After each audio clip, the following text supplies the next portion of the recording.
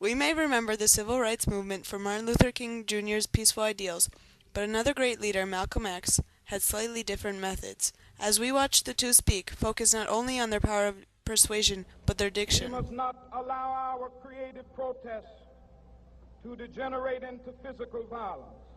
Again and again, we must rise to the majestic heights of meeting physical force with soul force. The marvelous new militancy which has engulfed the Negro community must not lead us to a distrust of all white people.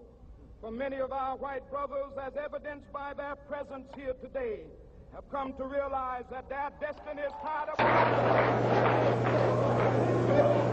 Who taught you, please, who taught you to hate the texture of your hair? Who taught you to hate the color of your skin to such extent that you bleach to get like the white man? Who taught you to hate the shape of your nose and the shape of your lips? Who taught you to hate yourself from the top of your head to the soles of your feet? Who taught you to hate your own kind? Who taught you to hate the race that you belong to? So much so that you don't want to be around each other.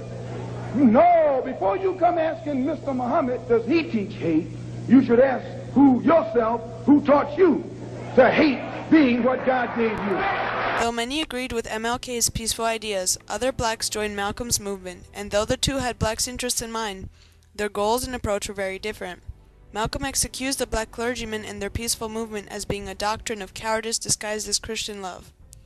Malcolm belittled the nonviolence movement and the thought of an integrated society, instead preaching black superiority and that blacks should protect themselves by any means necessary, even if it meant bullet for bullet.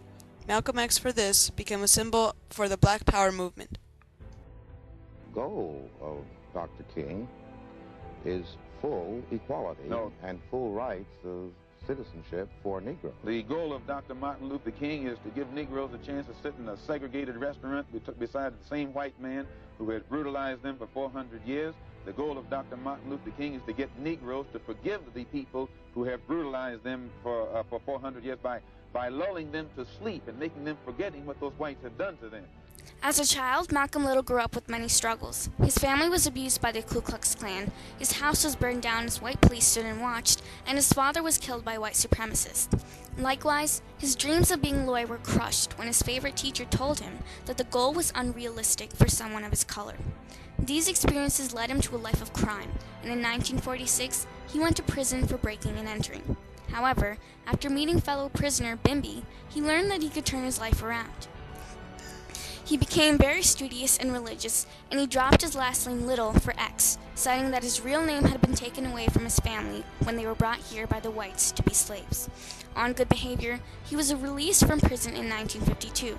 He soon went to see Elijah Muhammad, the leader of the Nation of Islam, speak, and was in awe. I was in prison.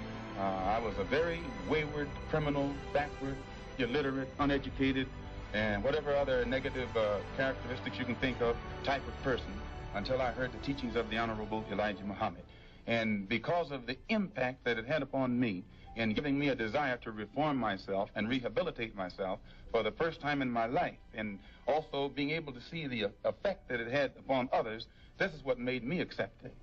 And I noticed that after being exposed to the religious teachings of the Honorable Elijah Muhammad, immediately it instilled within me such a high degree of racial pride and racial dignity that I wanted to be somebody, and I realized that I couldn't be anybody by begging the white man for what he had, but that I had to get out here and try and do something for myself or make something out of myself. The Nation of Islam preached self-defense, black pride, and distrust of and separation from the whites. He joined the Nation of Islam and began to recruit and talk to the black people of Detroit, being able to connect to and deeply affect them due to their similar experiences. And membership tripled after a few months. Malcolm X was soon promoted because of his charisma and public speaking abilities and began traveling around the U.S. In 1957, a black Muslim was severely beaten by policemen in Harlem, and Malcolm organized over 800 to march on the station. But not wanting to start a riot, he ended it with just a flick of his hand. One of the policemen there would note on Malcolm's influence, "No man should have that much power." How could so few white people rule so many black people? This this is the thing you should want to know. How could so few? The white man today will tell you that thousands of years ago, the black man in Africa was living in palaces. The black man in Africa was wearing silk. The black man in Africa was cooking and seasoning his food. The black man in Africa had mastered the arts and the sciences. He knew the course of the stars in the universe before the man up in Europe knew that the earth wasn't flat. Is that right or wrong? I was amazed at his capacity to communicate and at the naked honesty with which he expressed his feelings about black people, about white people. He scared me. I'm sure he intended to. But certainly after I saw him and the hate that hate produced, I knew that I would never forget. Malcolm's presence alone could invoke great passion or overwhelming fear, and there was never a middle ground between the two, due to his ideas of black pride along with white hatred. Roy Wilkins, executive secretary of the NAACP, said in response to Malcolm's ideals, "For years the NAACP has been opposed to white extremists for preaching hatred of Negro people, and we are equally opposed to Negro extremists preaching against white people, simply for the sake of whiteness." In 1961, he founded the largest black publication to be made, Muhammad Speaks, and later became the editor. But Malcolm realized that integration or separatism on their own could not achieve what he desired. He wanted to take the movement out of the religious boundaries of the nation and into politics. This led to issues between him and Muhammad, for the radical opinions Malcolm was voicing were creating a bad reputation for the nation. As Malcolm's power grew, the tension between him and Muhammad grew as well, culminating in Malcolm's expulsion from the